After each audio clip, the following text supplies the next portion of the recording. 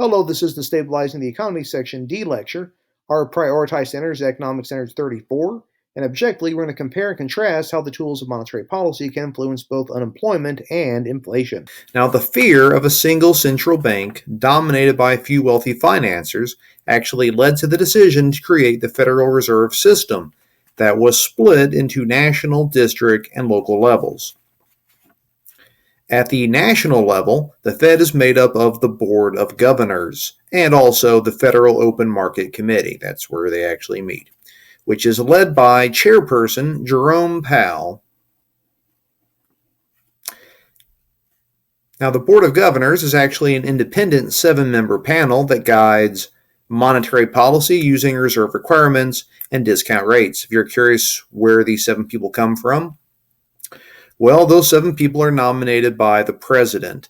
When they get the job, they serve actually a 14-year term. The logic is you have a long time to serve, so you don't have to worry about falling to political pressures. So after their 14-year term, so basically one opens up about every 2 years, and then the president will nominate someone to that, and then they serve their nice long term there.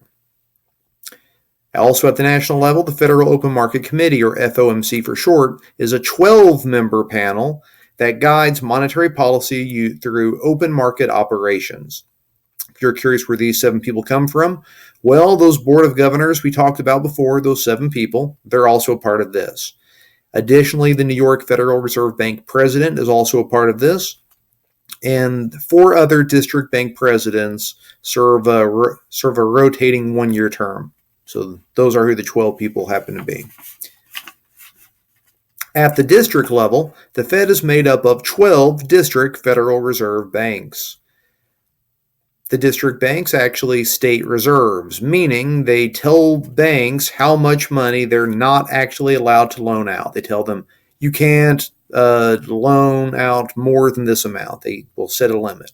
And they also provide loans to member banks. So if for some reason a bank within any of these districts doesn't have enough money, they can actually get a loan from their Federal Reserve Bank. Also, the district banks are going to be supervised by the Board of Governors. So all the member banks that are within the different districts are going to be supervised by that Federal Reserve Bank there in the middle. At the local level, the Fed is made up of member banks. All national banks actually must become member banks. That's a part of their charter as a bank. You have to be a member of the Federal Reserve Bank. And state banks may join. So if your bank got their license to operate as a bank from the state government, they could be a member of the Fed if they want to, but they could also not be if they also don't want to. Should point out, both member and non-member banks are also subject to the Fed's reserve requirements. So if you're a member or not, you still have to abide when they tell you how much of your vault money cannot be loaned out to other people. And also, you may use the Fed's services regardless. So if you need a loan, but you're not a member bank, you can still get a loan from the Fed even if you're not a member bank. Now, the Fed performs several services for banks and the government. The Fed provides services that are going to be for banks, like clearing checks, which is actually a method of crediting and debiting reserve accounts. So how this works, so let's say this person writes a check to this person. So for this person to get their money, they have to put their money into their bank. And then their bank will contact the other person's bank, like on the check, to get their money, and then they have to go to their Federal Reserve Bank to transfer the money out of their account, and they transfer it to another account, and then, hey, you finally got your money. So that is nice and long and confusing. Also, another service to banks is lending reserves to commercial banks. So if a commercial bank needs money, the Fed will provide that service. Now, the Fed also provides services to the government. For instance, the Federal Reserve actually serves as the government's bank. So like when you pay your taxes for the federal government, they don't actually take that to First Tennessee Bank. They just take it to the Federal Reserve. They do all their banking for them. Also, for the government, the Fed supervises the Fed's member banks to make sure that people are doing what they are supposed to be doing.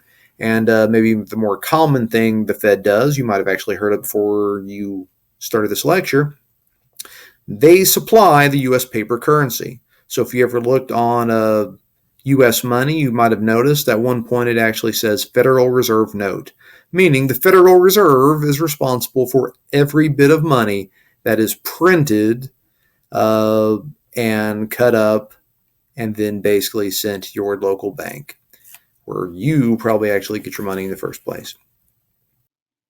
Perhaps the most important role of the Fed is controlling the money supply through the tools of monetary policy, which include changing reserve requirements, changing discount rates, and buying or selling government securities on the open market, which we will talk about all three of those next. Now, the Board of Governors of the Federal Reserve actually determines the percentage of a bank's total deposits that must be held on reserve as either cash in their vaults or as deposits in their district Federal Reserve Bank, which is better known as the reserve requirement. Now, banks may actually lend its deposits to individuals or potentially to businesses that it is not actually required to keep as reserves by the Fed. Now, when the Fed lowers the reserve requirement, it actually causes the money supply to increase, since banks actually have more funds available to lend.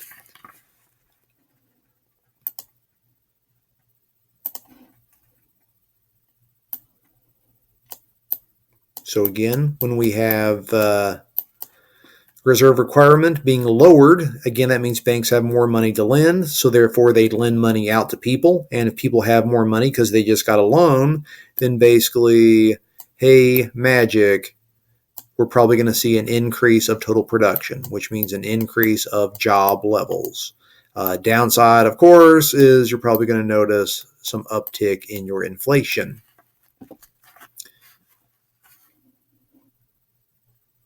And if the Fed instead decides to raise their reserve requirement, it actually causes the money supply to decrease, since banks have less funds available to lend. So if you have increased the reserve requirement, it means banks are going to probably have to tell people no more than they tell them yes whenever they get a loan.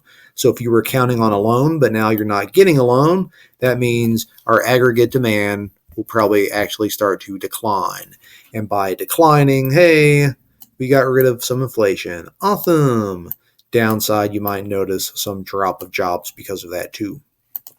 Now, as we already kind of mentioned here, changes in the reserve requirement thus affect aggregate demand and influence the levels of both unemployment and inflation.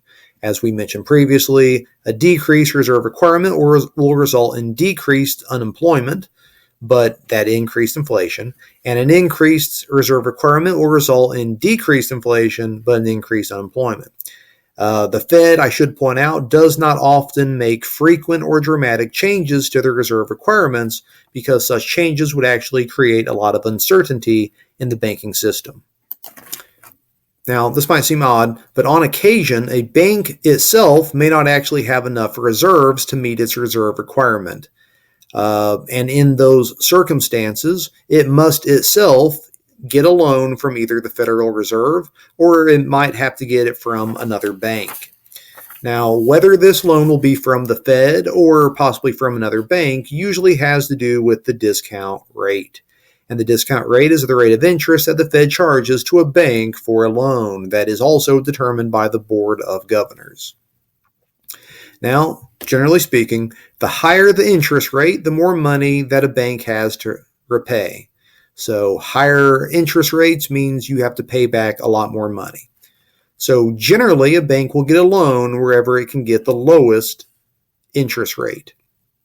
So the Fed can actually stimulate or increase the money supply by lowering the discount rate.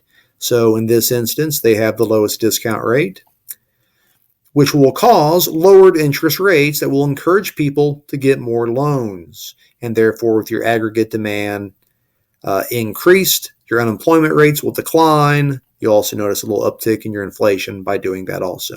So again, if they've lowered it and they have a low discount rate, that probably means people go to the Fed to get their loans now. Now, the Fed can also restrain or decrease the money supply by raising the discount rate, which will discourage banks from getting a loan from the Fed. So, like if you raise it, then they don't want to actually come to you to get the loan. So, for instance, in this one, if instead of the Fed offering a 2% discount rate, if they raise that to a 12% discount rate, that's probably going to change things quite a bit. This will cause less loans to be issued to individuals and businesses since excess loans are now given to banks. So again, we said you'll probably go where you get the cheapest rate. So if a bank needs a loan, they're not going to want to come here because 12% is really high. So they might instead say, oh, I'm going to go here instead. I'm going to get my loan here. So if this bank is giving a loan to another bank, then that means these people won't probably be getting as many loans as they might have normally got. Now, banks that do get loans from the Fed at a higher discount rate, what they will probably do is they will increase their own interest rates, thus discouraging other people from getting loans from them. Because banks still want to make a profit, so they will, if they have to pay 12% interest, they're going to make everyone that comes to them pay more interest so they can still get their money. So as aggregate demand decreased, based on having done that, inflation will decline. Also, unemployment rates will probably rise a little bit too. Now, the main tool of the Federal Reserve to affect the money supply is actually open market operations, or more simply, the buying and the selling of government securities. Now, the FOMC, which again is a part of the Federal Reserve, but they do only open market operations, nothing else, they decide to buy or sell government securities. And government securities, that means like treasury bonds, treasury notes, treasury bills, and these are in conjunction with the monetary policy that was already set by the Board of Governors. So the New York Federal Reserve Bank actually conducts these transactions through private securities dealers. So if you look to buy a government security, you don't know if you're actually buying it from the government through the FOMC or if you're just buying it from just someone who happens to have one and they're just selling it. So since banks and large investors actually make most of these transactions, this tool actually successfully affects aggregate demand. So the Fed can stimulate the money supply by buying government securities. So again, if the Fed is buying these securities from banks and other large investors, this will physically pump new reserves into the economy. So basically, when they are buying, that means they are creating new money because, again, the Federal Reserve is the people that print the money. So when they're paying you, they're actually printing out new money to actually give to banks and large investors, which then trickles its way to everybody else in the economy. Now, the Fed can also restrain the money supply by instead selling government securities. So if the government is the one instead selling the government securities and not doing the purchasing of them, this physically takes reserves out of the economy. So if a bank or a large investor is buying from the Fed, well, once the FOMC gets that money is basically destroyed. It's no longer in the economy. It's not out there anymore. So banks now with reduced funds, or large investors with reduced funds, can actually provide fewer loans to individuals and businesses since now their funds are tied up in investments. With aggregate demand decreased based on having done this, you'll notice inflation will decrease, but your unemployment rates might actually rise a little bit. All right, so hopefully an easier way to try to remember when you're talking about the Federal Open Market Committee and what they do. When the Federal Open Market Committee, when the FOMC buys federal securities, the money supply gets big. So they buy big. So big money supply means big inflation rate. It also means more jobs too. When the FOMC sells federal securities, the money supply gets small. So sell small, when the FOMC sells small means the money supply gets small, which means you'll have less inflation. Consequence, unemployment probably does go up a little bit too. All right, that concludes Stabilizing the Economy Section D lecture. Our prioritized standard is Economic Standard 34, And objectively, now you can compare and contrast how the tools of monetary policy can influence both unemployment and inflation.